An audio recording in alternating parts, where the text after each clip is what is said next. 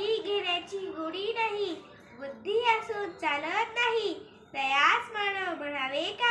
ओळखलं का? मी आज सावित्री ज्योतिराव फुले, सातारा जिल्ह्यातील खंडाळा तालुक्यातील नायगावच्या खंडोबा निवासे पाटलांची मी कन्या. अवघ्या 9व्या वर्षी ज्योतिराव फुले या माणसाशी माझं लग्न झालं आणि हळूहळू मला कळायला लागलं, ज्या माणसाशी माझं लग्न झालंय तो काही साधा सुद्धा माणूस नाही, तर जगाला ऊर्जा देणारा एक क्रांतिक सूर्य आहे. त्यावेळी बाळाला उमरा ओलांडण्याची पद्धत नव्हती. बाळाच्या जातीने कसं आपण बरं, आपलं घर बरं आणि घरातली चूल, स्त्री पुरुष उच्च नीच असा लई भेदभाव होता. या सर्वांवर एकच उपाय होता, ते म्हणजे शिक्षण. शिक्षणाचा ध्यास ही एकच खोट होती ज्योतिरावांच्या मनात. ते एकदा एका शाळेत गेले होते. तिथे फराळ नावाच्या ब्रिटिश मॅडम त्याला म्हणाल्या, मिस्टर फुले, तुम्हाला शिक्षणाचा प्रसार करायचा आहे ना?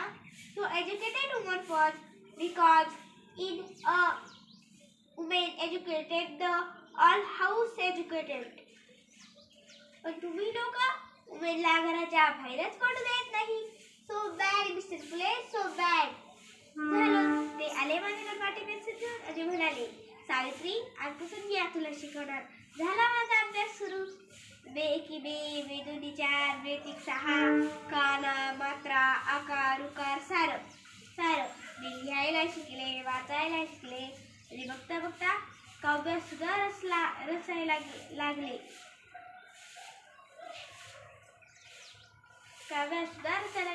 तेव्हा 1 जानेवारी, हो शनिवार दिनांक 1 जानेवारी 1848 ला आम्ही पुण्यातील भिडेवाड्यात सर्व धर्म मुलींसाठी पहिली शाळा सुरू केली. मी पहिली शिक्षिका आणि पहिली मुख्याध्यापिका झाले. शेरपटासारखा जगला तर काम तमाम होईल, जर वाघासारखा जगला तर नाम होईल. पण समाजाचा मात्र धर्म बुडाला, कोणी सुरू होती. एखाद्या सामान्य माणसाने शिक्षण घेतले, यात कुणाचा धर्म बुडतो? एवढा तकलादू असतो का धर्म? धर्मासाठी माणूस, या माणसासाठी धर्म असतो. मी शाळेत जाताना माझे औषध फेकले तरी मी सहन केले, दगड फेकले तरी मी सहन केले, शिव्या दिल्या तरी मी सहन केले.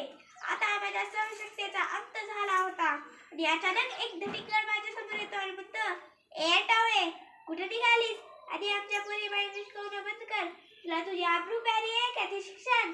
कदाचित त्याला माहित नव्हतं आम्ही ज्योतिरावांच्या पत्नी होतात.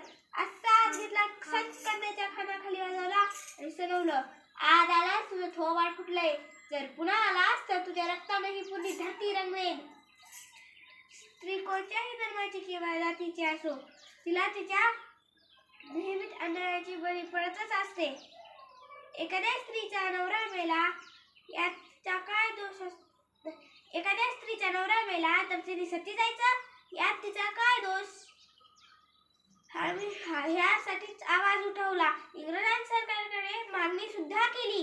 इंग्रजांनी सती प्रथा बंद केली आणि तसेच विधवा महिला काशीबाई यांच्या पुत्राला आम्ही दत्तक घेतलं आणि नाव ठेवलं यशवंत.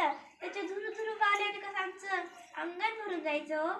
त्याला वाढवलं, मोठं केलं आणि डॉक्टर सुद्धा बनवलं.